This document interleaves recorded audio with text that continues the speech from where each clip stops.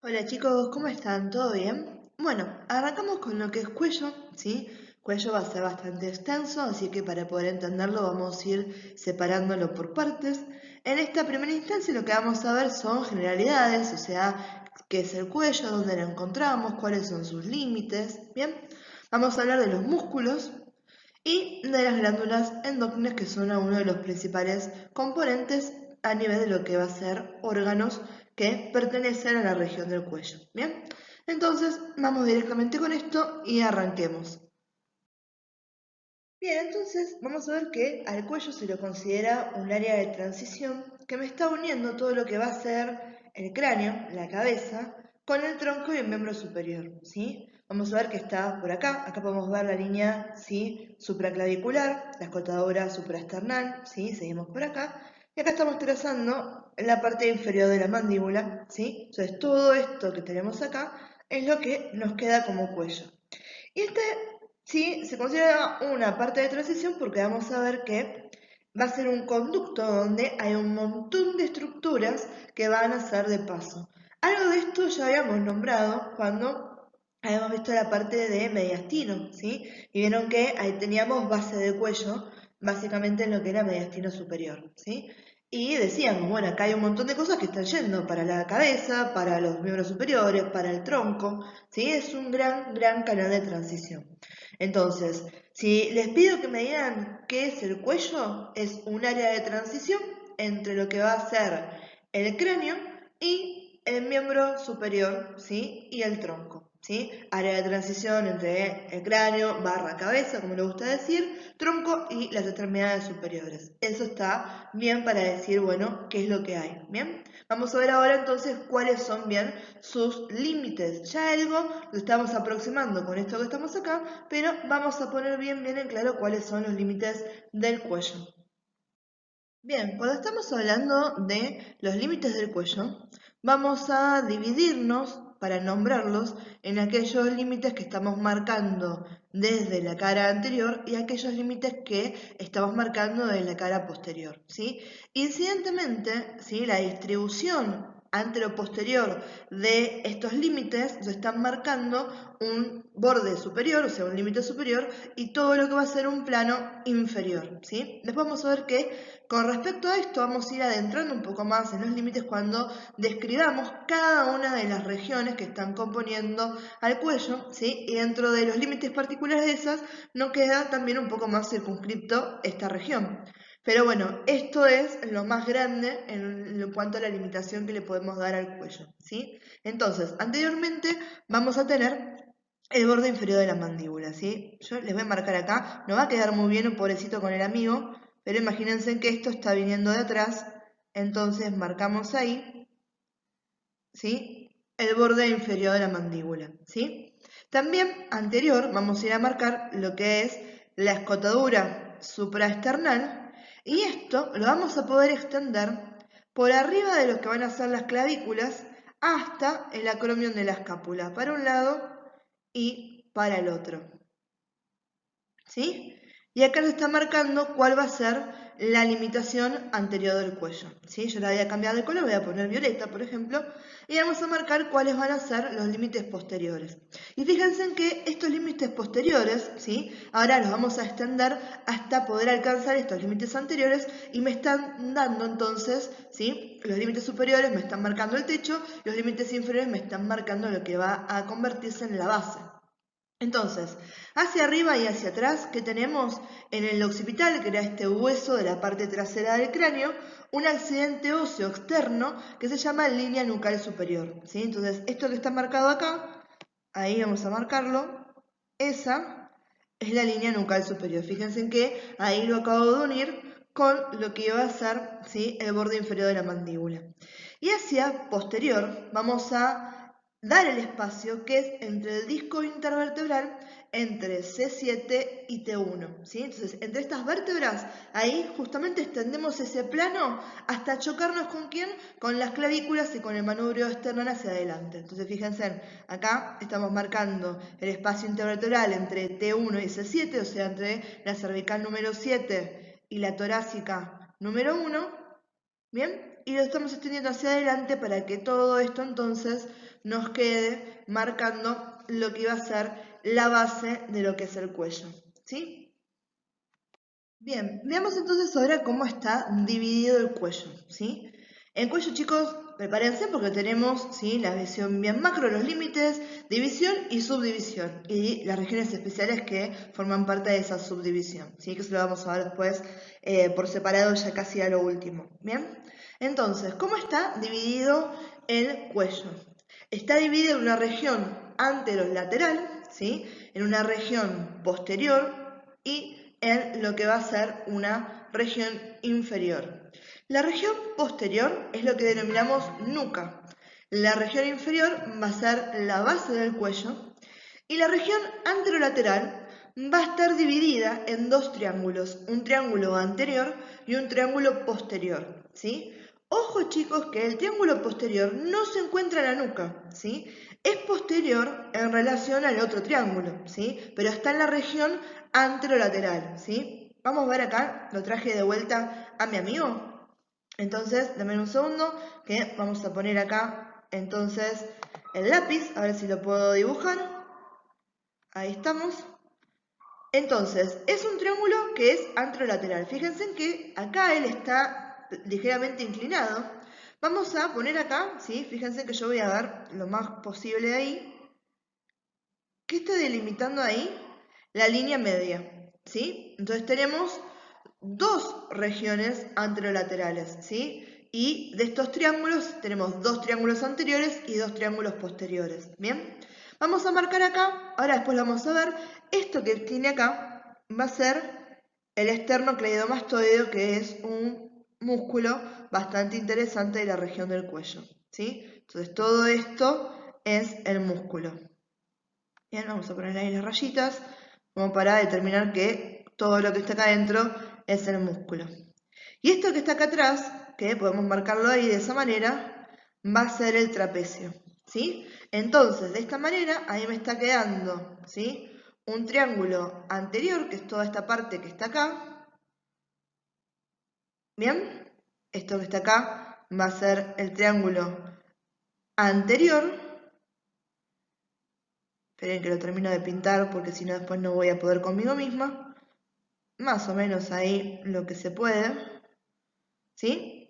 Y este que tenemos acá atrás va a ser el triángulo posterior.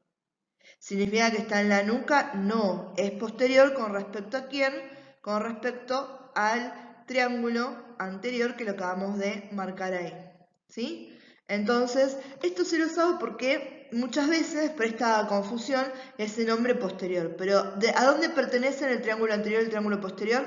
A la región anterolateral del cuello. ¿Y por qué decimos que tenemos cuatro? Porque del otro lado es exactamente lo mismo, ¿sí? Para acá, para el costadito, ¿sí? Acá estaríamos marcando el triángulo anterior, ¿sí?, en esta zona que está ahí. Y por detrás del esternocleidomastoideo, ¿sí?, por delante del trapecio, en la región que está acá, estaríamos marcando, ¿sí?, el posterior. Y de esa manera tenemos los cuatro triángulos anterolaterales, ¿sí?, dos anteriores y dos posteriores. Después tenemos todo lo que es la base del cuello, ¿sí?, que es esta parte que está acá. Bien, que después la vamos a ver, ¿sí? Y la nuca, que obviamente en esta imagen no se las puedo mostrar, pero estaría en la región ahora sí bien posterior. Bien, chicos, algo de esto estábamos adelantando recién, pero para que no se den lugar a ningún tipo de confusión, vamos a ver a cada una de las subdivisiones del cuello en particular y a establecer cuáles son los límites para las mismas. Bien, acá lo que estamos viendo es la región anterolateral del cuello, donde teníamos los dos triángulos, el triángulo anterior y el triángulo posterior, ¿sí? Y esto iba a ser cierto a cada lado de la línea media. Bien, entonces, para determinar cuál va a ser el triángulo posterior, ¿sí?, que es este que está acá, tenemos que delimitar, ¿sí?, que va a estar entre el esternocleidomastoideo, ¿sí?, en realidad el borde posterior del esternocleidomastoideo, el tercio medio superior de la clavícula y el borde anterior del trapecio, que es este músculo que está acá, ¿sí? Entonces, borde posterior del esternocleidomastoideo, borde anterior del trapecio y tercio superior medio de la clavícula nos delimita al triángulo posterior. Cuando hablamos del triángulo anterior, vamos a estar hablando de el borde anterior del esternocleidomastoideo, este músculo del cuello, del borde inferior de la mandíbula, ¿bien? Y de la línea media del cuello que tenemos acá, ¿sí? Entonces fíjense que lo que se están delimitando son dos triángulos, ¿bien? De bases opuestas. El triángulo posterior tiene una base inferior que, ¿sí? Va a ser el tercio superior de la clavícula, ¿sí? Y el triángulo anterior tiene una base superior que va a ser el borde inferior de la mandíbula. Bien, entonces de esta forma me quedan delimitados ambos triángulos de la región anterolateral del cuello. Bien, lo que tenemos en pantalla es la región nucal. Para poder delimitarla vamos a establecer un borde superior, un borde inferior y dos bordes laterales. Cuando hablamos del borde superior, lo vamos a hacer en referencia a accidentes externos de un hueso de la región posterior del cráneo, que es el occipital, y al cual ya habíamos hecho referencia con anterioridad. Estos dos accidentes van a ser, como vértice, la protuberancia occipital externa del occipital, ¿sí? Y luego tenemos a la línea nucal superior, que ya lo habíamos utilizado cuando habíamos hablado de los límites del cuello, ¿bien? Ahora, como límite inferior de la región nucal, primero tenemos que establecer a la apófisis espinosa de la séptima vértebra cervical. Eso nos va a servir como el iniciador para trazar una línea transversa hacia el acromion de la escápula, hacia ambos costados, ¿sí? Hacia la derecha y hacia la izquierda, y nos queda esta línea que nos delimita el borde inferior. Y hacia ambos laterales vamos a unificar, ¿sí? Lo que es superior con inferior, siguiendo el borde anterior de este músculo de la región que va a ser el trapecio, ¿sí? Entonces lo tenemos del lado izquierdo, lo seguimos por acá y unimos ambos puntos de referencia, y del lado derecho hacemos exactamente lo mismo, y de esa manera nos queda delimitada todo lo que es la región nucal. Bien, chicos, cuando hablamos de los límites de la base del cuello, los podemos encontrar de dos maneras. Una forma amplia, en la cual se están utilizando las referencias de las cuales ya venimos tomando nota desde un principio. Entonces estaríamos diciendo que los límites anteriores van a ser el borde superior del manubrio del esternón, el borde superior de ambas clavículas, y el límite posterior va a ser este plano que se extiende del espacio intervertebral entre T1 y C7 hasta el acromion de la escápula. Y hay otra definición donde los límites de la raíz del cuello se toman como los mismos que habíamos hablado cuando definíamos el orificio torácico superior.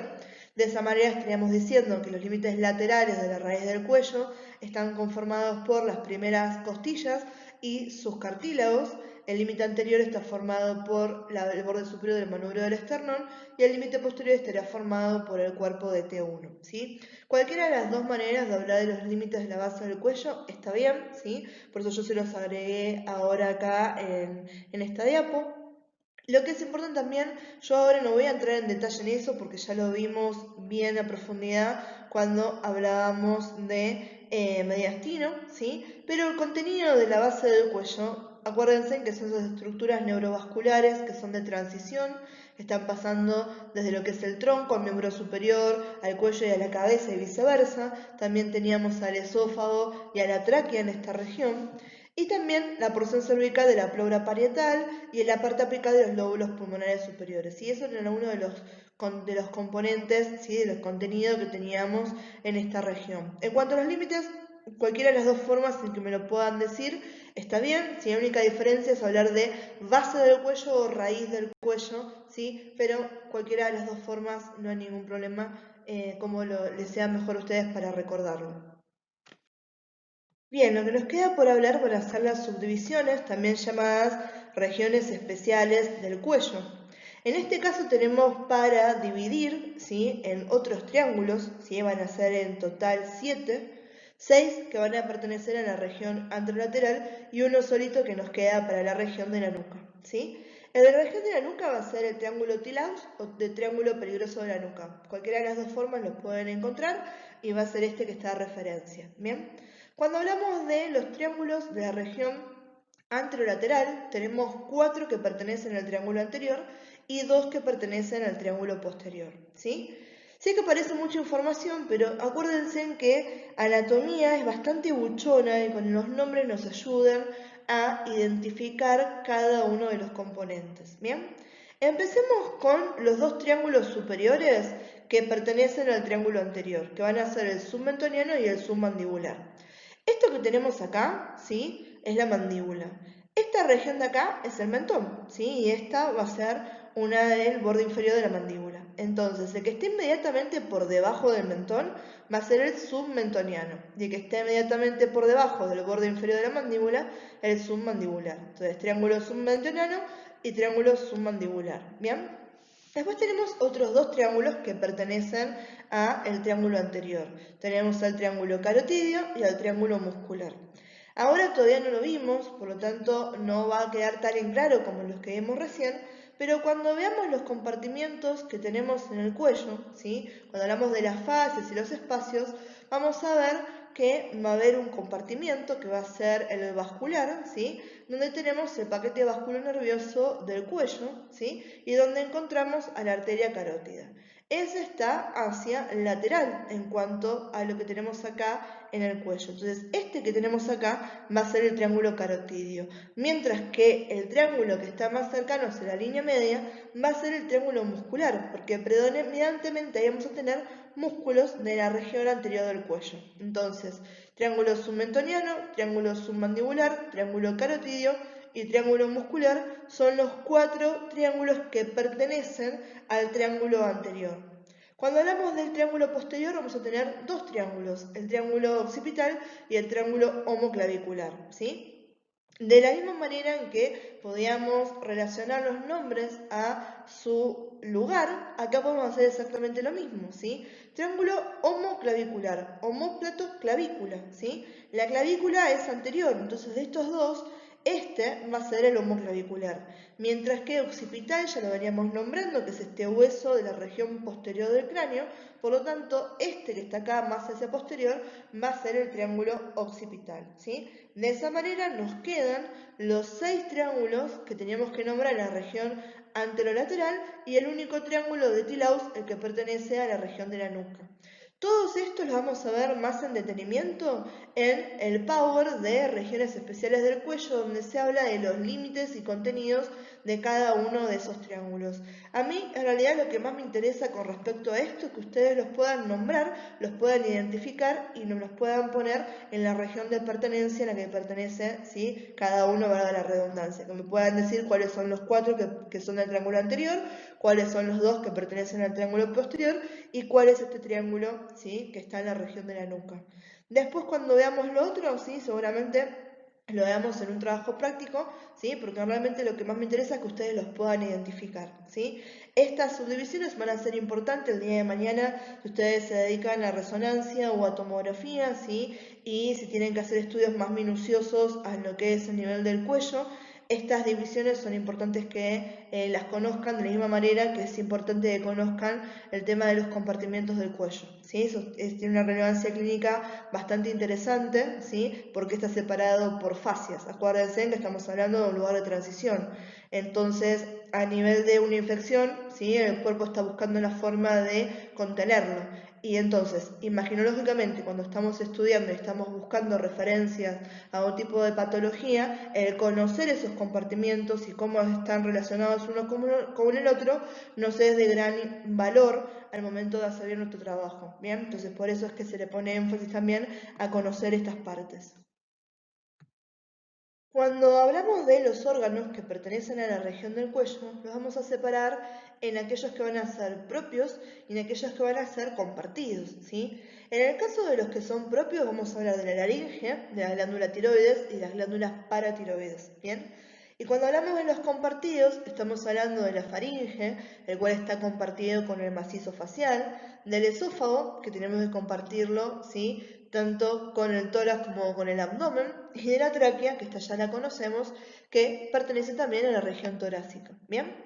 De todos estos órganos que tenemos acá en pantalla, ¿sí? Esófago y tráquea ya los vimos con anterioridad, ¿sí? Tiroides y paratiroides las vamos a ver en esta clase, y laringe y faringe las tenemos separadas en la clase de cuello número 2, ¿bien? Con respecto a osteología, o sea, cuáles van a ser los componentes óseos que pertenecen a la región del cuello, tenemos claramente que el esqueleto óseo principal de todo esto va a ser el que corresponde a las vértebras cervicales. Acá tenemos un pequeño resumen, ¿sí?, sobre las características de las vértebras cervicales típicas y atípicas, y que eran estas 7 vértebras, ¿sí? Atlas axis C1 y C2, y hasta la prominente, que era la vértebra cervical número 7. ¿Bien? De vuelta, esto de acá no me voy a detener mucho más tiempo porque es algo que ya lo vimos, ¿sí? Siempre está bueno tener esto así de referencia en el cuadro de resumen que habíamos visto sobre las vértebras cervicales. Otro componente óseo de la región, y este así no lo habíamos nombrado anteriormente, es el hueso hioides. Este es un hueso muy chiquitito, ¿sí? Tiene forma de U, ¿bien? Se sitúa en la parte anterior del cuello, está aproximadamente a la altura de la tercera vértebra cervical. Y una de las características más importantes que tiene este hueso es que no articula en absoluto con ningún otro hueso. Se mantiene, ¿sí?, en su lugar mediante sostén, ¿sí?, muscular. ¿Bien? Ligamentos, membranas y músculos que le dan la inserción a este hueso, pero no está articulando con absolutamente ningún otro hueso, ¿sí? Los músculos los van a estar uniendo hacia la mandíbula por arriba, hacia la pubis estiloides, hacia atrás y hacia arriba, ¿sí? La pubis estiloides va a ser uno de los accidentes que vamos a nombrar en la base del cráneo, ¿sí? Cartílago tiroides, que pertenece a la laringe, ¿sí? Esto lo vamos a ver más adelante. El manubrio esternal, ¿sí? Y la escápula, que estos ya los conocemos, ¿bien? Entonces, ¿qué es lo importante del hueso hioides para destacar de esta diapositiva? Que es un hueso pequeño con forma de U, que se ubica a nivel del la tercera vértebra cervical, y que como característica principal tiene que no articula con ningún otro hueso. Y este hueso cumple dos funciones principales. Por un lado, ¿sí?, como la mayoría de los huesos, está dando un lugar de inserción muscular. Y la segunda función, la que se podría discutir que es la más importante, es la de asegurarnos que se mantenga abierta la vía aérea. Por eso la tenemos ahí, ¿sí?, justamente por arriba donde estaría empezando la laringe. ¿Bien? Acuérdense que hasta ahora, cuando hemos nombrado los componentes que pertenecen a la vía aérea, hemos nombrado cartílago. El cartílago es bastante resistente, pero no tan resistente como un hueso. Y es bastante importante que podamos respirar, ¿sí? ¿No les parece? Entonces, el cuerpo está buscando la forma de asegurarse ese suministro de aire y está dándole esa función a lo que va a ser el hioide, ¿sí? Es una parte ósea más dura, que lo tengo al principio de todas estas estructuras cartilaginosas, ¿bien? Para intentar asegurar la permeabilidad de la vía aérea, ¿bien? ¿Cómo está compuesto este hueso? Vamos a decir que tiene un cuerpo que es anterior, ¿sí?, aproximadamente 2,5 centímetros de ancho, 1 centímetro de grosor. De vuelta, esos son datos de color, no los que me interesan. Sí, sepan que la cara anterior es convexa, la cara posterior es cóncava, ¿sí? Y cada uno de los extremos va a estar unido a un asta, ¿sí? Tenemos astas mayores, ¿sí?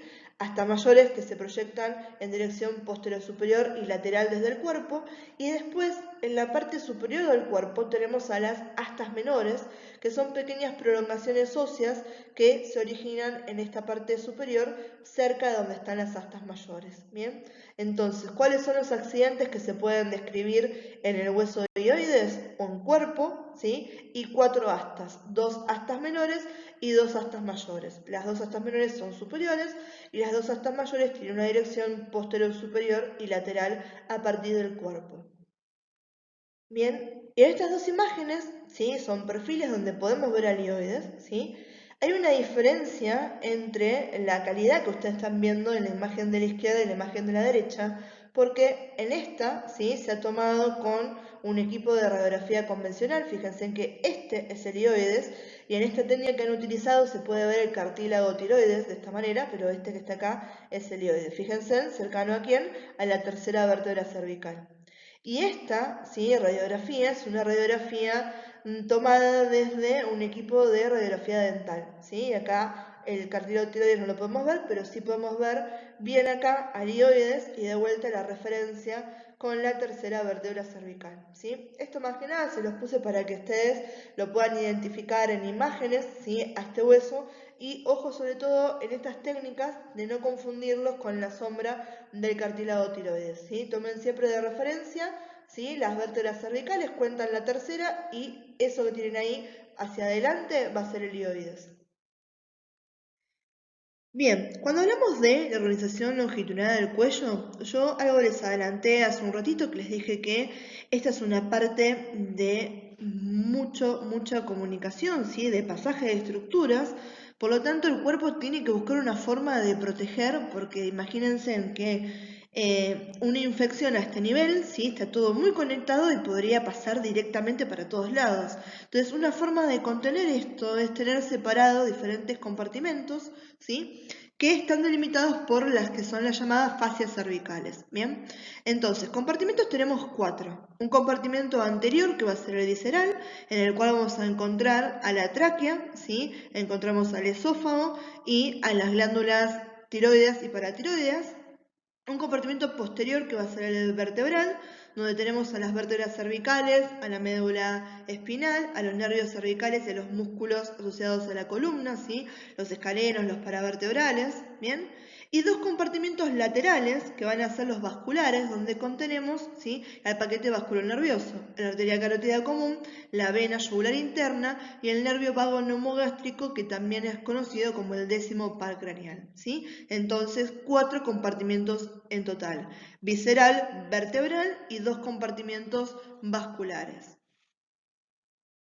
Bien, estos compartimentos van a quedar organizados a partir de las delimitaciones que hace la fascia cervical. La fascia cervical a grandes rasgos se divide en una porción superficial y una porción profunda, ¿sí? De las cuales van a ser láminas u hojas, ¿bien?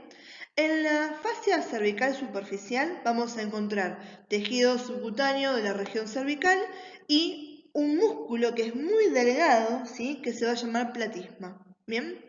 Cuando hablamos de la fascia cervical profunda, ¿sí? Acá vamos a nombrar 4 fascias, 4 hojas. ¿Bien? La más superficial de todas estas, que en este caso siempre le vamos a decir de revestimiento para no confundirnos con la otra, ¿sí? Con la fascia superficial cervical, va a ser esta de revestimiento, la que va a estar encargada de rodearme a todas las estructuras del cuello. ¿Sí? Es esta primera que me está rodeando a los músculos infraioideos, al músculo trapecio, ¿sí? Y que me está empezando a dar una noción de delimitación general, ¿sí? Después tenemos a la lámina, que es la encargada de rodear a la columna vertebral y a los músculos profundos del dorso, ¿sí? Estos músculos que están asociados a la columna, ¿sí? Esta se llama lámina u hoja prevertebral. Después tenemos, ¿sí? A la hoja pretraqueal, que es la que me está encerrando las vísceras del cuello, cuya parte posterior va a ser llamada fascia bucofaringea, ¿sí? Entonces, pretraqueal hacia adelante, bucofaringea hacia atrás. Y por último, recibiendo aporte de las 3 hojas, ¿sí? Que estuvimos nombrando y recubriendo a lo que es el paquete vasculonervioso, vamos a tener a la vaina carotídea, ¿sí? Entonces, fascia superficial cervical, ¿sí? Donde tenemos tejido subcutáneo y el músculo platisma, y fascia cervical profunda, de las cuales tenemos la hoja de revestimiento, la hoja prevertebral, la hoja pretraqueal hacia adelante y bucofaringea hacia atrás, y la vaina carotídea. Bien, lo que nos queda por nombrar son los espacios faciales, ¿sí? Estos espacios que quedan delimitados entre las fascias y los compartimentos, que son 3, el espacio pretraqueal, el espacio retrofaringeo y el tercer espacio. Bien, yo casi los remarqué. Este es otro gráfico, hasta ahora lo veníamos marcando todo en un corte axial, ¿sí? Este es un corte sagital, pero las fascias y los espacios los marcamos de la misma manera, ¿sí? Fíjense, esta que tenemos acá, en naranjita, es la fascia pretraqueal, ¿sí? Esta que tenemos acá, ¿sí? Marcada en una parte más violeta oscuro, sería este acá, es la fascia superficial, ¿sí? Entonces, lo que me queda entre la fascia superficial y la fascia pretraquial va a ser este que está acá, que es el espacio pretraquial. Todo este espacio que está acá se considera espacio pretraquial, ¿sí? Después tenemos, ¿sí? Acá estamos marcando la fascia bucofaringea, ¿bien? Y el espacio que me queda entre la fascia bucofaringea y esta que está acá, ¿sí? En un rosita, que es la lámina prevertebral, va a ser el llamado espacio retrofaríngeo. ¿Bien? Y el último espacio, al que directamente llamamos tercer espacio, este lo vamos a encontrar dentro del compartimiento vertebral, ¿sí? Entonces, dentro de la lámina prevertebral o la fascia prevertebral ya me queda este espacio, ¿sí? Que está ubicado, ¿sí? Cubriendo la superficie anterior de las apófisis transversas y de los cuerpos vertebrales cervicales. Este es el que llamamos tercer espacio, ¿sí? Entonces, los espacios faciales son el espacio pretraquial, el espacio retrofaringeo y el tercer espacio. Y con eso ya terminamos esta organización longitudinal del cuello. Bien, chicos, lo que nos queda hablar ahora, una gran porción de esta clase, es todo lo referente a los músculos del cuello, ¿sí? ¿Qué es lo que me va a interesar a mí más que nada? Que ustedes recuerden esta diapositiva, ¿sí? Yo quiero que ustedes sepan nombrarlos y a qué región pertenece cada uno de ellos. Sobre todo, me van a interesar los músculos que pertenecen a la región del triángulo anterior, ¿bien? Vamos entonces por parte, ¿sí? Nombrándolos acá y después lo vemos a cada uno por separado más adelante, ¿sí? En la región superficial tenemos un solo músculo, ¿sí? Este ya lo veníamos nombrando, que es el platisma. Cuando hablamos del triángulo anterior, vamos a hablar de músculos, ¿sí? Que se dividen en supraioideos e infraioideos, ¿sí? ¿Qué era el ioides? Era precisamente este hueso que estamos marcando acá, ¿sí? Ahí se los acabo de marcar en amarillo, ¿bien? Ahora, ¿sí? Por ahí resulta un poquito difícil el tema de los nombres, pero si los pensamos volvemos al mismo concepto de que anatomía es extremadamente buchona, ¿bien? Y fíjense en que lo que tenemos acá, excepto el digástrico, son todos nombres compuestos, ¿sí? Y los accidentes que me están marcando me hacen a mí dividirlos ya pensando por lógica en si están por arriba del ioides o están por debajo del ioides, ¿sí? Todavía muchos de estos accidentes, de los que corresponden a la parte del cráneo, del macizo cráneo facial, no los vimos porque es una de las últimas cosas que tenemos que ver en cómo está organizada la cursada, pero yo ya se los voy a ir nombrando desde ahora, así ustedes pueden utilizar estos mecanismos de referencia para no hacerse tanto matete en esta etapa y poder hacer estas asociaciones que les digo yo que nos benefician un montón cuando hablamos de anatomía, ¿sí? A nivel del cráneo hay unas protuberancias, ¿sí? Que se llaman apófisis estiloideas. ¿Se acuerdan? Hace un ratito la nombrábamos como uno de los puntos de unión que iba a tener el ioides, ¿sí? Que no iba a articular con el hueso, pero sí va a estar unido a través de músculos y ligamentos. ¿Bien? Entonces, este músculo que se llama estiloioideo, ¿sí? Me está diciendo, me está uniendo estilo de apófisis estiloidea, ¿sí? Ioideo de ioides, ¿sí? Entonces, si la apófisis estiloidea la tengo a nivel del cráneo, ¿sí? Este es un músculo supraioideo, va a estar por arriba del ioides, ¿sí? El ioides estaba a nivel de la tercera vértebra cervical, el cráneo me queda por arriba de ese nivel, ¿sí? Entonces, estiloioideo es un músculo supraioideo, ¿sí? Cuando hablamos del digástrico, este músculo no es compuesto, pero nos está hablando de un accidente que hay a nivel de la mandíbula, ¿sí? En la mandíbula hay algo que se llaman fosas digástricas, ¿bien? Entonces, cuando hablamos del digástrico, también pensamos la mandíbula, ¿dónde está? Arriba del ioides, ¿sí? Y en realidad estos tres que tenemos acá tienen que ver con la mandíbula, ¿sí? El miloioideo, ¿sí? En la mandíbula también hay un accidente que es la línea miloioidea, justamente por la inserción de este músculo, ¿sí? Y genioideo, a nivel de la mandíbula hay unas apófisis que se llaman apófisis geni, ¿sí? Entonces, justamente, ¿sí? Digástrico, miloioideo y genioideo están relacionados con accidentes de la mandíbula. ¿La mandíbula está por arriba o por debajo del ilioides? Por arriba, ¿sí? Esto que tenemos acá en la pantalla, ¿sí? Esta que está acá es la mandíbula, ¿sí? Por un lado y por el otro, ¿sí? Ahí estamos. Esa es la mandíbula, ¿sí? Y las apófisis tiroides también están por ahí atrás, ¿sí? Entonces, todo lo que esté por arriba del ilioides va a ser supraioideo, ¿sí? Entonces tenemos el músculo estiloioideo, ¿sí? Digástrico, miloioideo y genioideo son músculos del triángulo anterior y que pertenecen, ¿sí? a la nomenclatura de supraioideos. Están en relación por arriba del ilioides, ¿sí? El estiloioideo, ¿sí? Lo relacionamos con la apófisis estiloidea del cráneo, ¿sí? Y los músculos digástricos, miloioideo y genioideo están relacionados con accidentes de la mandíbula. Entonces, de vuelta, son 4 nombres que nos hacen referencia, ya se están buchoneando, que están por arriba del ilioides. ¿Bien? Cuando hablamos del infraioideo, ¿sí? Estos son un poquito más buchones que los de arriba, ¿sí? Entonces quizás nos sirve más que nada poder identificar estos 4 para saber que los otros 4 pertenecen a la región supraioidea, ¿sí? Acá tenemos al homoioideo, homo de omóplato, ¿sí? ¿El omóplato está por arriba o por abajo del ilioides? ¿Sí? Estamos hablando de acá, ¿sí? De la cintura escapular. Eso está por debajo de la tercera vértebra cervical, ¿sí? Entonces, homoioideo es un músculo infraioideo, ¿sí? Hablamos de esternoioideo, ¿sí? ¿El esternón está por debajo de la tercera vértebra cervical? Quisiera creer que sí, ¿sí? Entonces, esternoioideo es un músculo infraioideo, ¿sí? El tiroioideo me puede estar haciendo referencia a dos cosas, depende de cómo lo quieran ver, ¿sí?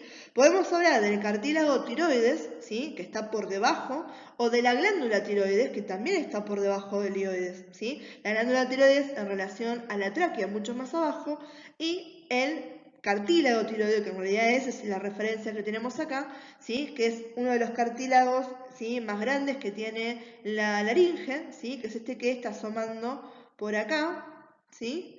Y que incluso habíamos visto hace un ratito en esa radiografía de perfil que les había mostrado, ¿sí? Entonces, tiroideo es un músculo infraioideo, ¿sí? Y el último, ¿sí? Acá ya directamente no me habla del ilioides, pero me dice es el músculo esternotiroideo, ¿sí? Tanto el esternón como la tiroides, ya hablemos del cartílago de la glándula, están por debajo del ilioides. Entonces, ¿sí? El homoioideo, el esternoioideo, el tiroioideo y el esternotiroideo son 4 músculos infraioideos, ¿sí? Piensen entonces que si uno más o menos conoce las referencias anatómicas, las relaciones, estos músculos los podemos asociar y que no sea tan traumático el tema de recordar si son supraioideos o son infraioideos, ¿sí? Son 4 para cada uno de los grupos y estos 8 músculos pertenecen al triángulo anterior, ¿bien? Cuando hablamos del triángulo posterior, ¿sí? Acá tenemos a 2 músculos que ya conocemos porque los hemos nombrado como referencia en los límites del cuello. Tenemos al músculo esternocleidomastoideo, ¿sí? Tenemos al músculo trapecio, ¿sí? Después tenemos, ¿sí? Fácil para acá, al tema de los escalenos, que en realidad a los escalenos, ¿sí? Se los van a discutir entre diferentes autores a ver si pertenecen del triángulo posterior o si son músculos prevertebrales, ¿sí? Estos están discutidos, depende en dónde lo lean, depende en cómo estaban, ¿sí?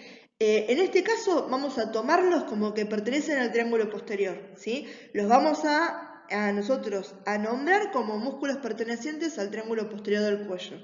Pero van a ver, yo les puse incluso un gráfico, ¿sí? Y lo pueden leer, que en algunos autores se toman en cuenta los músculos escalenos como prevertebrales, ¿sí? Músculos escalenos tenemos 3, posterior, medio y anterior, ¿bien? Y después nos quedan 2 músculos, que estos no son de fácil asociación, pero van a ser el esplenio de la cabeza y el elevador de la escápula, ¿sí? Entonces, en el triángulo posterior tenemos, ¿sí? El esternocleidomastoideo, al trapecio, a los 3 escalenos, anterior, medio y posterior, al esplenio de la cabeza y al elevador de la escápula. Entonces tenemos 7 músculos para nombrar en el triángulo posterior. Y últimos tenemos a los músculos prevertebrales, ¿sí? Acá yo les digo, tenemos a los largos y a los rectos, ¿sí? Entonces tenemos 2 largos y 2 rectos para nombrar dentro de los músculos prevertebrales. El largo de la cabeza, el largo del cuello, ¿sí? Y después tenemos el recto anterior menor de la cabeza y el recto lateral de la cabeza, ¿sí? Entonces, cuando ustedes ven largo y recto, tienen que asociarlos directamente con la región prevertebral, ¿sí?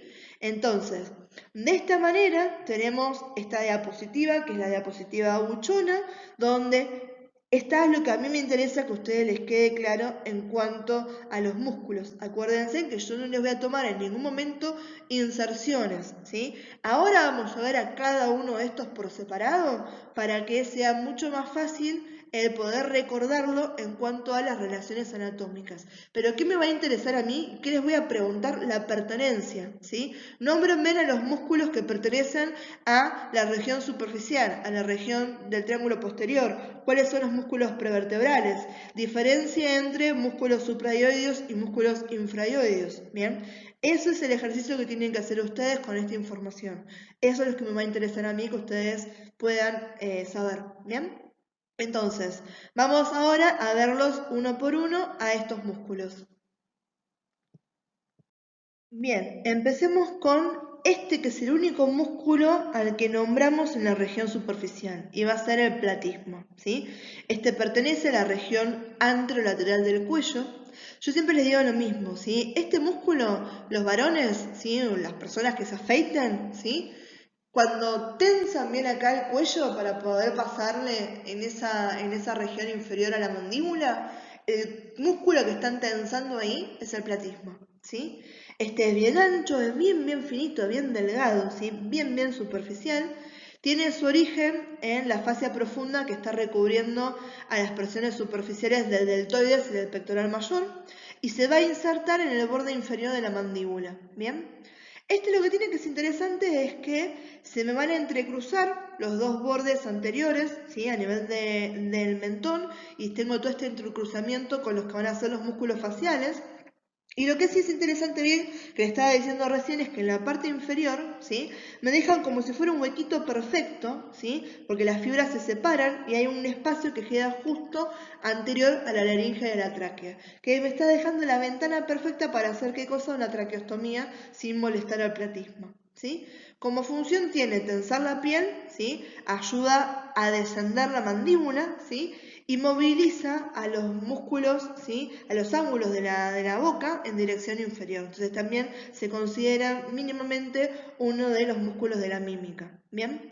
De vuelta, chicos, ¿qué me interesa más que nada? Que ustedes puedan reconocer que este músculo es de la región superficial, ¿sí? Y que está donde en la región anterolateral del cuello, ¿sí? Eso es lo que me interesa a mí que les quede sobre el platismo.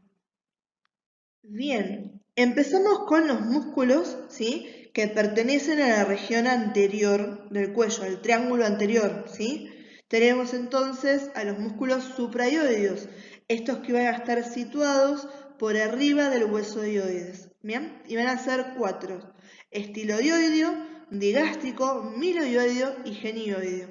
¿Y qué tenemos acá de referencia en el gráfico? Fíjense, a nuestra amiga la mandíbula, ¿sí? Y acá tenemos a la base del cráneo y esta que está acá es la apófisis estiloides, ¿sí? Entonces, estiloideo va a ser este músculo que está acá, ¿sí? Después tenemos acá a la mandíbula, ¿sí? Y fíjense que acá tenemos, ¿sí? Al genioideo, tenemos al digástrico y tenemos al miloioideo, ¿sí? Entonces, esos eran los puntos de referencia que después, cuando nosotros además vamos a ver toda la parte del cráneo, vamos a ver todos los accidentes de mandíbula, ¿sí? Entonces yo ahora se los estoy adelantando. Después cuando ya veamos todo cráneo, veamos todo mandíbula, estos accidentes los vamos a tener incorporados a la información que manejamos. Y entonces las relaciones van a ser mucho más fáciles. Yo ya se las adelanto de ahora, ¿sí? Pero después, créanme que salen mucho más naturales, ¿sí? De lo que obviamente va a ser ahora, que son accidentes que todavía no conocían. Bien, vamos a ver a estos 4 músculos por separado, así de vuelta reforzamos estos accidentes y que estos son los músculos supraioideos. Entonces, el músculo estilodioideo va a tener su origen en la base de la apófisis estiloides en el cráneo, ¿sí? Y se va a insertar en la zona lateral del cuerpo del hioides, ¿bien? Estilo-ioideo, me está uniendo apófisis estiloides con el hioides, ¿bien? La función va a ser la de movilizar al hioides, lo tira hacia arriba en dirección posterior-superior. Cuando hablamos del digástrico, ¿sí? Este va a tener una relación con la fosa digástrica en la mandíbula, ¿sí? Y también tiene una relación con la base del cráneo, con lo que va a ser la escotadura mastoidea del temporal, ¿sí? Pero, de vuelta, ¿qué me interesa más que nada esto? La fosa digástrica de la mandíbula, que eso va a ser lo que van a tener más que nada de referencia para acordarse que este es uno de los supraioides, ¿bien? Este se va a insertar después en el tendón intermedio, ¿sí? Y en el cuerpo del hioides. Vamos a ver que tiene dos vientres, un vientre anterior y un vientre posterior, ¿sí? Este que está acá es el vientre posterior y este que está acá es el vientre anterior. Este que está acá justo con la imagen que lo está cruzando es el estiloideo, ¿sí? La función va a ser con su vientre anterior, va a abrir la boca, ayudando a bajar la mandíbula y levantando el hioides, ¿sí? Y con su vientre posterior lo que va a hacer es traccionar el hioides hacia arriba y hacia atrás, ¿sí? Entonces, músculo estiloioideus y músculo digástrico, dos de los músculos supraioideos de la región del triángulo anterior. Bien, este que tenemos acá es el músculo miloioideo, que me está haciendo el piso, ¿sí? Ahí en relación a los músculos de la región de la boca, ¿sí? Bien ahí en la mandíbula. Justamente la inserción de este músculo en la mandíbula nos da un accidente óseo que se llama línea miloioidea, ¿sí? Y luego se inserta directamente en el cuerpo del hioides. La función que tiene este es soportar y elevar el suelo de la boca y también me tracciona, ¿sí? Es un elevador del hioides, ¿bien? Y en relación a la mandíbula, acá estamos viendo una, ¿sí? Visión posterior, tenemos estas que están acá, que son las, ¿sí? Apófisis geni, ¿sí? O espinas mentonianas, ¿bien? Entonces, el origen van a ser en las espinas mentonianas inferiores, ¿sí? O en las apófisis genioideas, ¿bien? Y se va a insertar en la superficie anterior del cuerpo del hioides, ¿sí? La función que tiene este músculo genioideo es elevar la mandíbula, fijar y tirar el hioides hacia adelante, ¿sí? Y cuando el hioides está bien fijo, este músculo ayuda a tirar de la mandíbula hacia abajo y hacia adentro, ¿bien?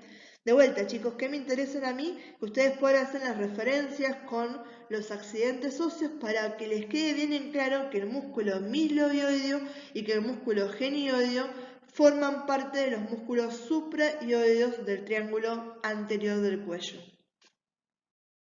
Vamos entonces con los 4 músculos que pertenecen, ¿sí? Al triángulo anterior del cuello, pero en este caso son los músculos infraioideos porque están situados por debajo, inferiores al hueso hioides, ¿sí?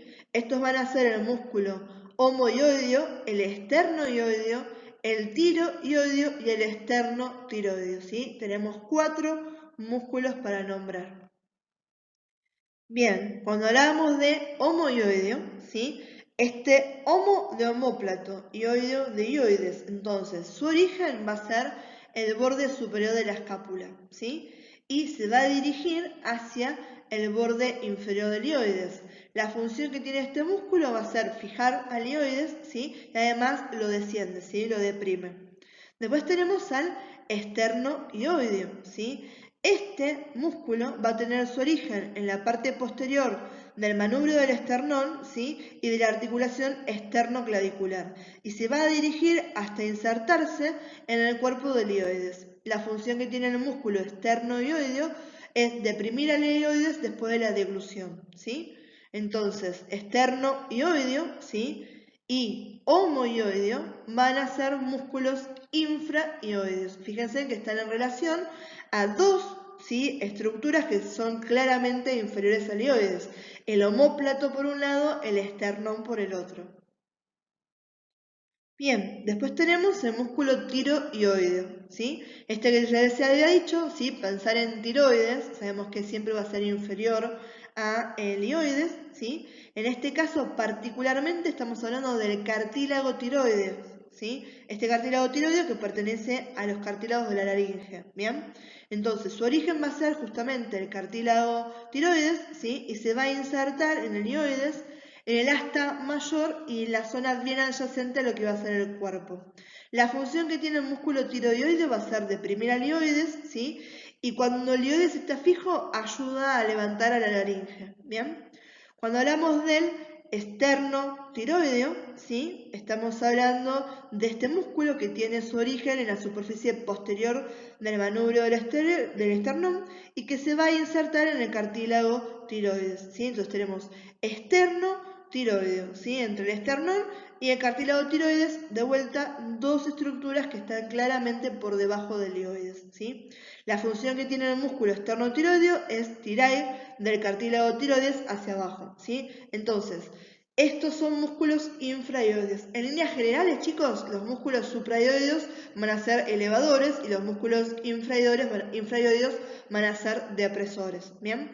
Y entre los dos tienen funciones adyacentes a lo que va a ser el mecanismo de la deglución, ¿sí? Por eso estamos hablando de levantar la laringe, ¿sí? Bajar la laringe, ¿sí? También en relación con lo que está pasando con la faringe, ¿sí? Eso después cuando veamos laringe-faringe nos va a quedar bien en claro, ¿bien?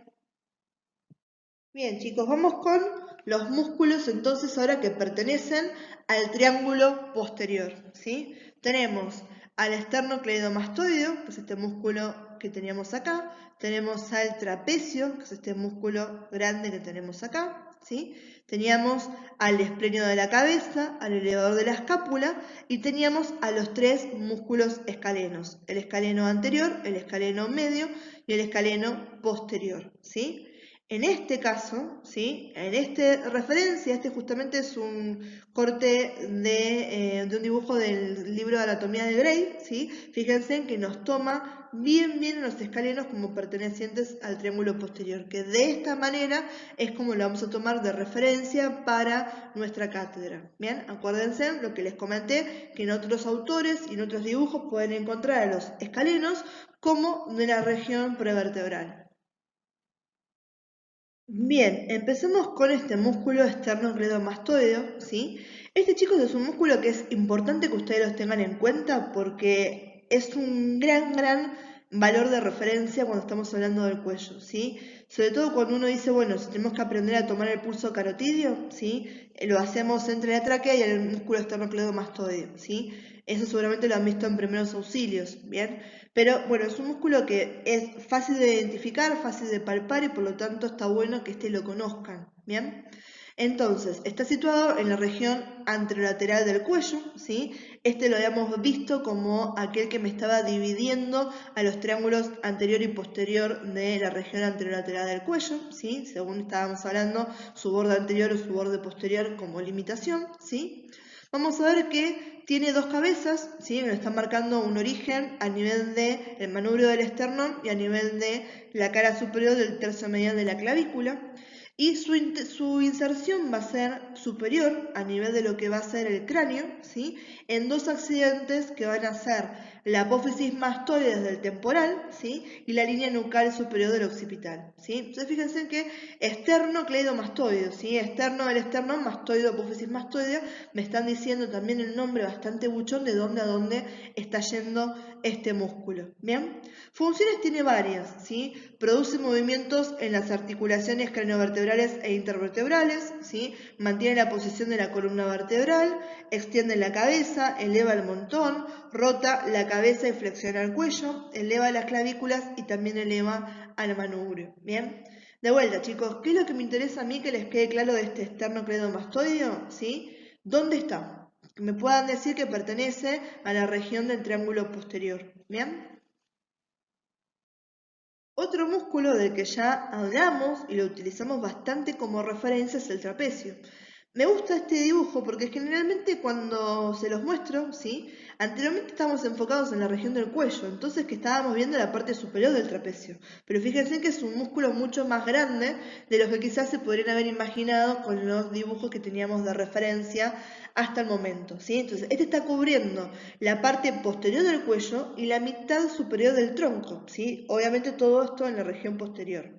Es un músculo triangular, ¿sí? Donde la base va a estar en la columna vertebral, esas inserciones, y el vértice va a estar a nivel, ¿sí? De la espina de la escápula, ¿sí? De esa manera se lo define triangular. Su origen va a ser la línea nucal superior y la protuberancia occipital externa, ¿sí? El ligamento nucal y la apófisis espinosa desde C7 a T12, ¿sí? Y la inserción va a ser en el tercio lateral de la clavícula, ¿sí? En el acromion y en la espina de la escápula. ¿Bien? ¿Qué función tiene el trapecio? Ayuda a la rotación de la escápula durante la abducción del húmero. Esa es una de las funciones principales que tiene este músculo. ¿Bien? ¿Qué me interesa del trapecio, chicos? Que ustedes lo reconozcan como un músculo del triángulo posterior y que me lo puedan nombrar como un límite, ¿sí? En todas las cosas que estuvimos nombrando hasta ahora. Lo nombramos en la región nucal y lo nombramos como límite del triángulo posterior del cuello. Acá vemos juntitos estos dos músculos, el esplenio de la cabeza y el elevador de la escápula. Cuando hablamos del esplenio de la cabeza, este va a tener su origen en la mitad inferior del ligamento nucal, ¿sí? En las apófisis espinosas de C7 hasta la cuarta vértebra torácica, ¿sí? La inserción va a ser a nivel de la apófisis mastoidea y del borde inferior del tercio lateral de la línea nucal superior, ¿sí? Entonces se me va también hacia el occipital. ¿Qué función tiene el esplenio de la cabeza? Va a tirar de la cabeza hacia atrás en conjunto e individualmente, ¿sí? Va a girar la cara hacia el mismo lado, ¿sí? Entonces, si es del lado derecho o del lado izquierdo, ese me va a girar, ¿sí? Como forma individual, ¿bien? El elevador de la escápula tiene su origen en las apófisis transversas de C1 a C4, bien en la región cervical, se inserta en la parte superior del borde medio de la escápula, ¿sí? Y la función, me está bastante buchoneando el nombre, va a ser ¿cuál? Elevarme la escápula, ¿sí? ¿Qué me interesa de vuelta, chicos, de esto? Que el esplenio de la cabeza y el elevador de la escápula pertenecen al triángulo posterior. Bien, chicos, y hablemos de los tres músculos escalenos. Fíjense en que acá en este dibujo me los están poniendo en conjunto con el largo de la cabeza, ¿sí? Con el largo del cuello, con el recto anterior de la cabeza y con el recto lateral de la cabeza, ¿sí? Entonces, en este dibujo están puestos, el autor que lo dibujó, los puso en conjunto con los músculos que pertenecen a la región vertebral, ¿sí? Fíjense en que lo que les comenté, los pueden ver de una manera o de otra. Nosotros los estamos viendo como pertenecientes al triángulo posterior del cuello. Entonces, escalenos teníamos tres: posterior, anterior y medio, ¿sí? O anterior, medio y posterior, depende cómo les gusta a ustedes decirlos, ¿sí? Empezando por el escaleno posterior, el origen va a estar en los tubérculos posteriores de las apófisis transversas de C4 a C6 y se va a insertar en la superficie posterior de la segunda costilla. Como función de este escaleno posterior va a ser elevar justamente la segunda costilla. El escaleno anterior se va a insertar en el tubérculo del escaleno y en la superficie superior de la primera costilla y va a tener su origen en los tubérculos anteriores de las apófisis transversas de C3 a C6. Y su función va a ser justamente elevar a la primera costilla.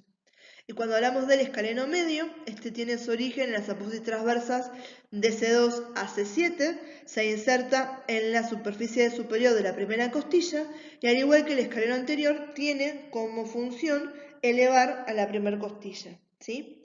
La diferencia en el que se discutan si son de la región prevertebral o si son del triángulo posterior es una cuestión de si se consideran más superficiales o más profundos. Aquellos que los consideran como músculos bien profundos los sitúan en la región prevertebral. Y aquellos que dicen, no, mira, todavía están bastante superficiales o se los puede considerar por sus inserciones a nivel de las costillas más superficiales, los sitúan en la región del triángulo posterior del cuello. ¿Bien? De vuelta, chicos, por convenio, para no confundirnos, los ponemos nosotros en el triángulo posterior, pero quiero que les quede bien claro que hay otros autores los pueden de otra manera como músculos prevertebrales. Vamos entonces con los últimos músculos que tenemos para nombrar en esta sección, que son nuestros dos rectos y nuestros dos largos, ¿sí? Que van a ser estos cuatro músculos para nombrar como pertenecientes de la región prevertebral. Bien, entonces fíjense en que estos músculos son bien profundos, están en relación bastante estrecha con la columna, ¿sí? Y tenemos al largo de la cabeza y al largo del cuello, ¿sí? El largo de la cabeza también puede llamarse recto anterior mayor de la cabeza. Para no confundirnos y que nos queden dos largos y dos rectos, que es mucho más fácil de recordarnos, a esto le vamos a decir largo de la cabeza. Tiene su origen en la porción basilar del occipital, se va a insertar en los tubérculos anteriores de las apófisis transversas de C3 a C6 y como función va a tener la de flexionar la cabeza. Cuando hablamos del músculo largo del cuello, este tiene su origen en el tubérculo anterior de C1, el cuerpo de C1 a C3 y las apófisis transversas de C3 a C6 y se va a insertar en los cuerpos de las vértebras de C5 a T3 y las apófisis transversas de C3 a C5.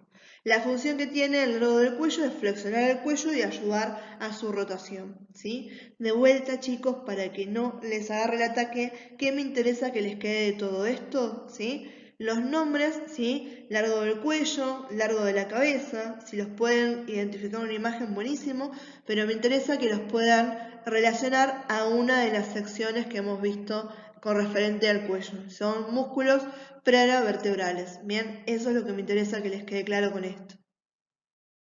Por último, tenemos estos dos músculos rectos, ¿sí? El recto anterior menor de la cabeza y el recto lateral de la cabeza, ¿sí? El menor se va a insertar en la cara anterior de la masa lateral de C1, ¿sí? Y va a tener su origen en la base del cráneo, justamente por delante del cóndilo del occipital. Y la función que tiene este es flexionar la cabeza. Cuando hablamos del recto lateral, ¿sí? Este tiene su origen en la apófisis yugular del occipital, ¿sí? Y se inserta en la apófisis transversa de C1.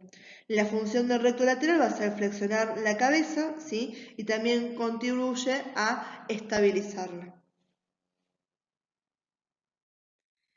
Bien, chicos, salimos de lo que son los músculos y vamos a hablar de las glándulas, ¿sí? Que tenemos a nivel del cuello, que van a ser las glándulas tiroides y las glándulas paratiroides. En realidad, la glándula tiroides y las glándulas paratiroides, ¿sí? Porque la glándula tiroides es una sola, ¿sí? Es impar, es bastante grande, y las glándulas paratiroides son pequeñas, tenemos 4, ¿sí? Generalmente son 4, y están ubicadas en la parte posterior de la tiroides. Bien, decimos que estas son glándulas endocrinas, ¿sí? Para que ustedes tengan en cuenta esto, cuando uno habla de la clasificación de glándulas, a grandes rasgos, ¿sí? Porque hay un montón de subclasificaciones, tenemos glándulas que son endocrinas y glándulas que son exócrinas. Las glándulas endocrinas vuelcan su contenido hacia la sangre, mientras que las glándulas exócrinas vuelcan su contenido a cavidades y conductos. ¿Bien? Por lo tanto, vamos a ver que estas glándulas que son endocrinas, que su contenido pasa directamente a la sangre, no tienen conducto excretor y sus productos van a ser hormonas, ¿sí? Estas hormonas que son unos transmisores, ¿sí? De un mensaje que activa a distancia ciertas funciones, ¿bien?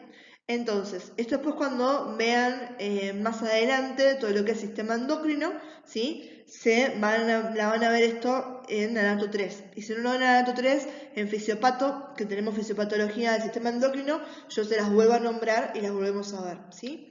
Así que quédense tranquilos. ¿Qué me interesa hasta ahora que les quede bien en claro esto? ¿Dónde están? En la región anterior del cuello, ¿sí? En relación a la tráquea, ¿sí? Que son glándulas endocrinas, ¿sí? Ahora ya saben que una glándula endocrina no tiene conducto excretor, vuelca su contenido a la sangre. ¿Y cuál es el producto de excreción de las tiroides y las paratiroides? Hormonas, ¿bien? ¿Qué diferencias hay entre la tiroides y las paratiroides a grandes rasgos? La tiroides es mucho más grande, ¿sí? Es una sola, es impar. Las paratiroides son pequeñitas, ¿sí? Suelen ser 4 y se ubican en la región posterior de la tiroides.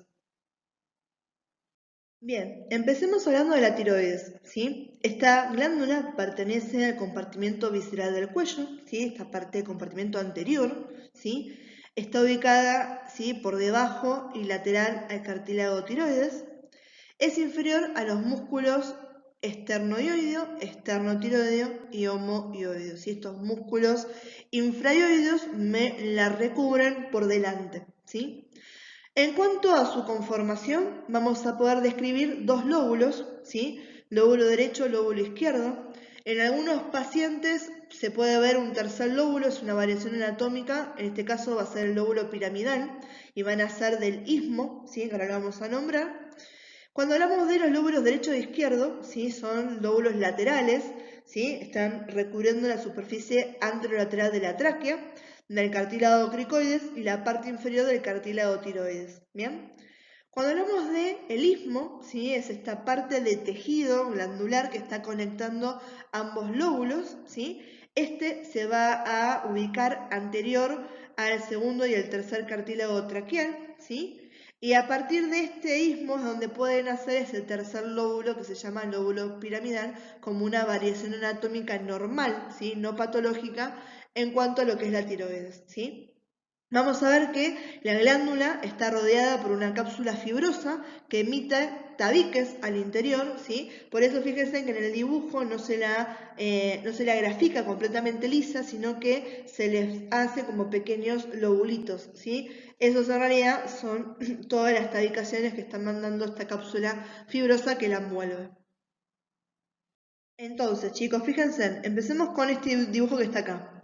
¿Qué tenemos acá? Helioides, ¿sí? Este es el cartílago tiroides, este es el cartílago cricoides, esos dos pertenecen a la laringe, y acá tenemos a la tráquea, ¿sí? Esto que está acá en rosa, ¿quién es? La tiroides, ¿sí? Tenemos el lóbulo derecho, el lóbulo izquierdo, este de acá sería el istmo, y en este caso está dibujado un tercer lóbulo, ¿sí? Que sería el lóbulo piramidal. ¿Bien?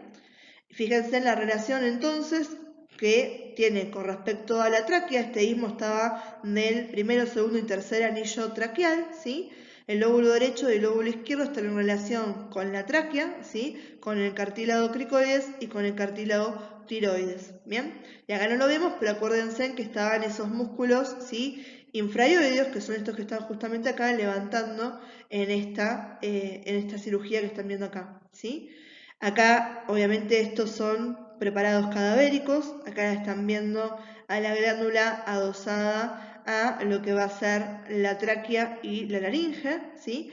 Y acá en esta, ¿sí? Esa es una glándula que está agrandada de tamaño, sí es patológica, pero para que vean acá el tema del recubrimiento de la cápsula y cómo se emiten las tabicaciones que hay dentro de lo que es la glándula, ¿bien?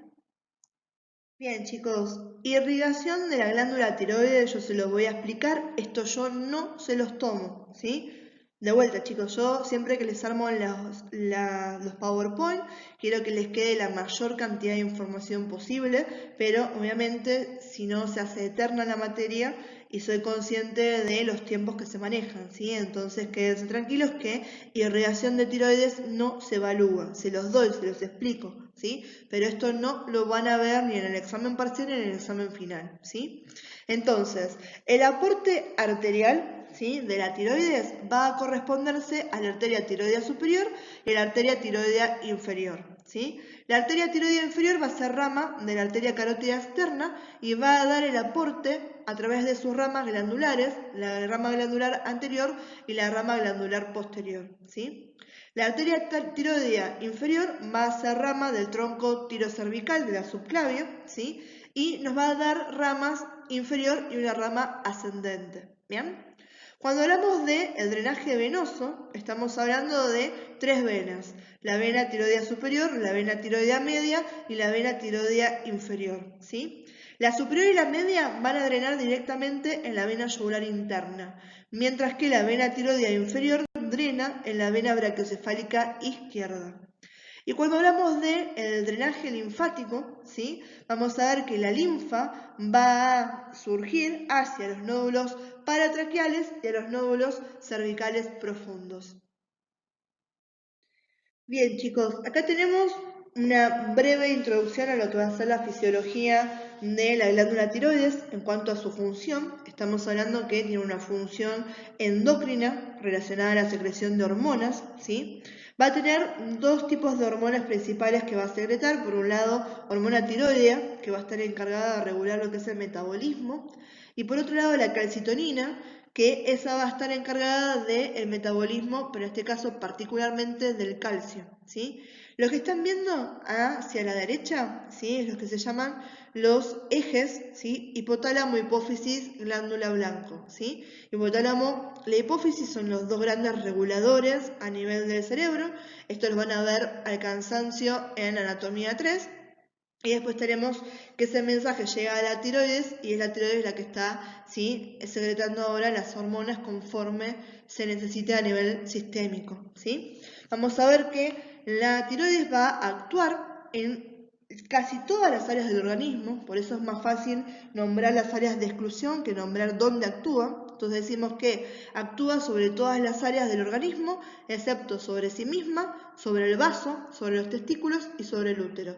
Esas van a ser las únicas regiones donde no tiene incidencia, ¿sí?, la acción endocrina de la tiroides. Bien, y ahí están viendo, ¿sí?, algo que es una patología muy común asociada al mal funcionamiento de la tiroides, ¿sí? En este caso, cuando la tiroides está agrandada, aumentada de tamaño, ¿sí?, una de las cosas que se ven en los pacientes es el bocio, ¿sí? Exoftalmia, ¿sí? Eso es muy común. Seguramente han escuchado dos patologías que son muy comunes, que son hipertiroidismo e hipotiroidismo. Esto me están hablando de un exceso o una falta de hormonas tiroideas, ¿sí? Y cómo se relaciona eso con el metabolismo de los pacientes. Generalmente, cuando se habla de exoftalmia, ¿sí?, esos ojos que son saltones, ¿bien?, estamos relacionándolo más que nada al hipertiroidismo, ¿sí? Y el hipotiroidismo está más relacionado a pacientes que tienen sobrepeso, que tienen hirsutismo, ¿bien? Pero no me interesa ahora hablar de patologías, ¿sí? Tengan en cuenta que la función que tiene la tiroides, y lo que me interesa que les quede ahora, es una función endocrina donde secreta hormonas, hormona tiroidea y calcitonina, ¿sí? Ahora la calcitonina después la vamos a nombrar en cuanto brevemente hablar del mecanismo, ¿sí?, de regulación del calcio, ¿sí? Y acuérdense, actúa sobre todas las áreas del organismo, exceptuándose a sí misma el vaso, los testículos y el útero. Bien, a nivel de lo que hacemos nosotros con la tiroides, la exploración imaginológica es muy vasta.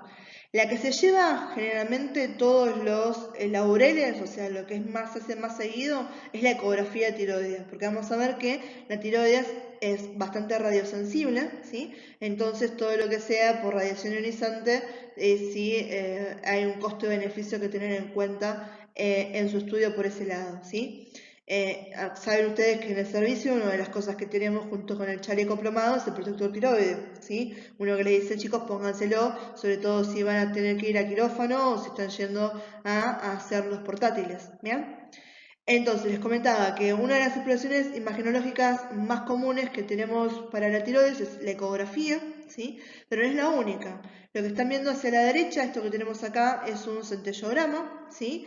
Se hace con dándole al paciente por vía endovenosa un radioisótopo, ¿sí? Lo que estamos viendo ahí, la emisión de la tiroides, ¿sí? Y después estamos viendo, ahí abajo, estamos viéndola por tomografía, ¿sí? Fíjense que en tomografía se ve isodensa la tiroides. Acá me está marcando la tráquea y esto que estamos viendo acá, ¿sí?, en relación a la misma, va a ser la glándula tiroides, ¿sí? Fíjense que la estamos viendo de esa manera. Y lo que tiene interesante, ustedes saben que como medio de contraste uno utiliza el yodo. Y algo, sí, de vuelta, para decir lo interesante con respecto a la tiroides, es que la tiroides, para poder sintetizar sus hormonas, utiliza yodo, ¿sí? Entonces está llena de yodo, entonces claramente que por las imágenes no la vamos a ver de la misma manera que vemos a las anatomías circundantes, sino que esa forma de verla isodensa es justamente por la cantidad de yodo natural que tiene la tiroides, incluso si uno no le pone ningún tipo de medio de contraste. Y con respecto al tema de yodo, ¿sí? Justamente me viene para hacer esta aclaración, ¿sí? ¿Ustedes se acuerdan en el 2011, cuando tuvimos ese desastre en la planta nuclear de Fukushima?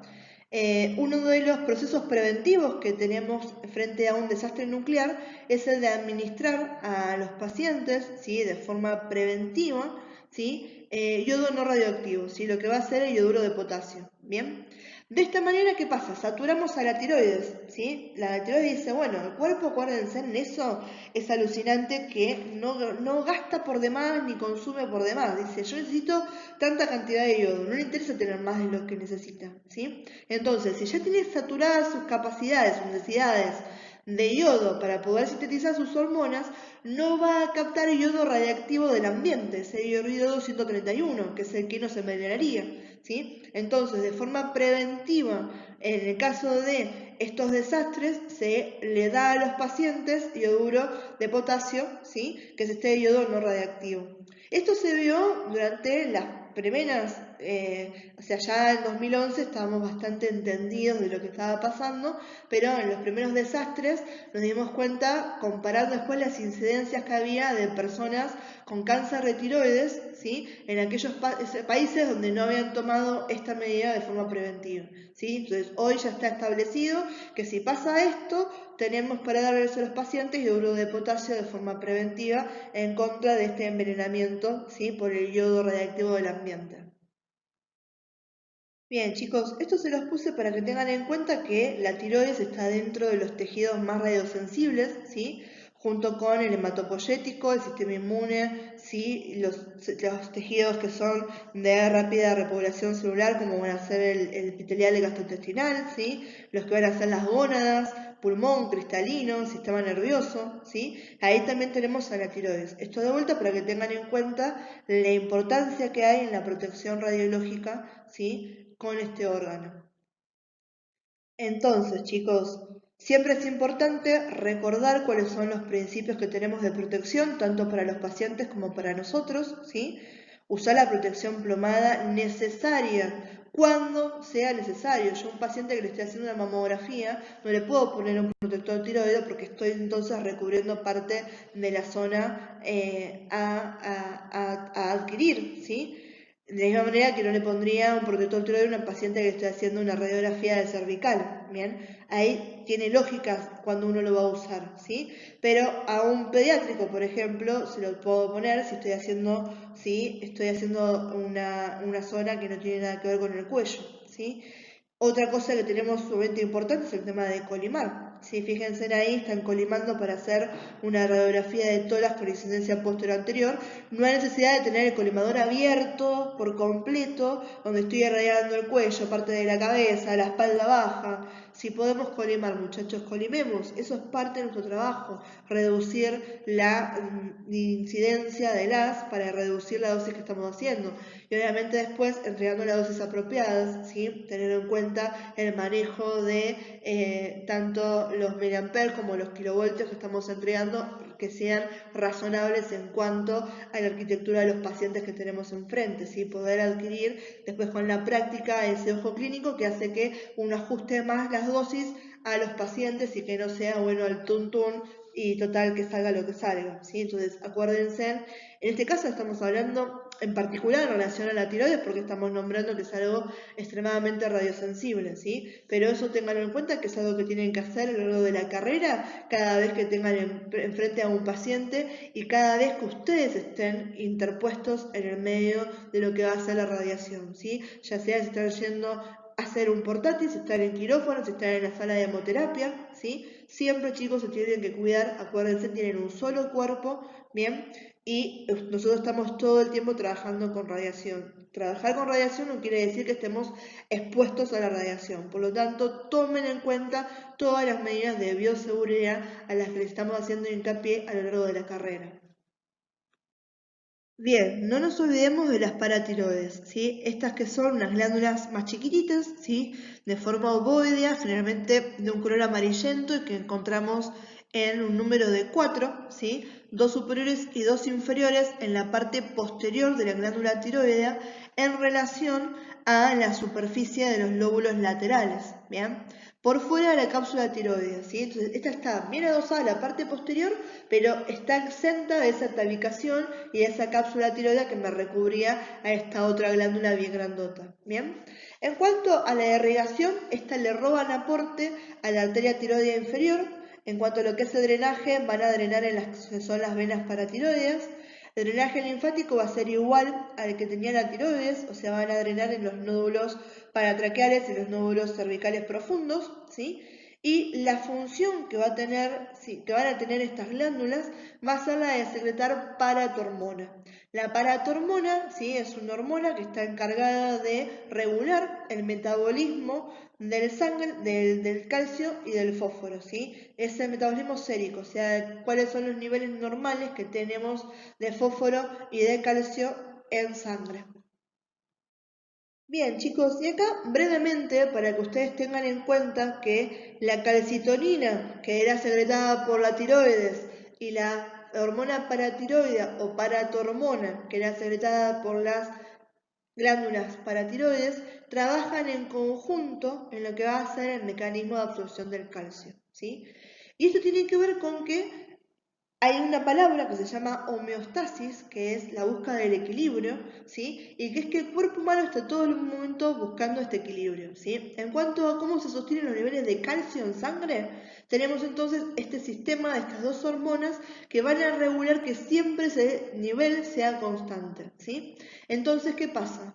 Cuando detecta el cuerpo que tengo mucho calcio en sangre, ¿sí?, la que está recibiendo ese mensaje va a ser la glándula tiroides, ¿sí? La glándula tiroides entonces ahora va a secretar calcitonina y la calcitonina va a actuar sobre los osteoclastos del hueso, ¿sí?, e inhibe la liberación de ellos. ¿Se acuerdan de las células que conformaban al tejido óseo? Teníamos los osteocitos, los osteoclastos y los osteoblastos, ¿sí? Los osteoblastos iban a ser los que me formaban a la matriz ósea, mientras que los osteoclastos iban a ser los encargados de la reabsorción ósea, ¿sí? Yo siempre les digo lo mismo, cuando les explico esto, les imagínense que el osteoclasto es el que está con el pico y está rompiendo hueso, ¿sí? Entonces en este caso, ¿sí?, el osteoclasto estaba rompiéndome hueso. Cuando yo detecto que tengo mucho calcio en sangre, ¿sí?, viene la calcitonina, que es la que le dice, amigo, deja el pico, deja de reabsorberme hueso porque estamos bien con el nivel de calcio, necesito que trabajes más, ¿sí? Entonces, ¿qué hace? Inhibe la liberación de calcio por el hueso.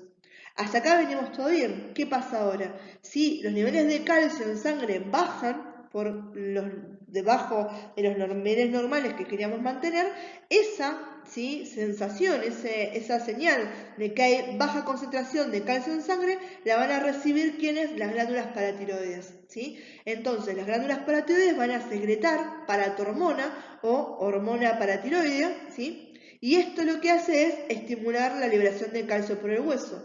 Entonces, esta es otra señal que llega al osteoclasto y le dice, amigo, empezame a picar hueso, toma, agarrate el pico, ¿sí?, ponete el casco y empezá a romper hueso porque necesito liberar calcio a sangre, ¿sí? Acuérdense que una de las funciones principales que tenía todo el sistema esquelético iba a ser de reserva. ¿Reserva de qué? De calcio, reserva de fósforo, que es de lo que están hechos nuestros huesos, ¿sí?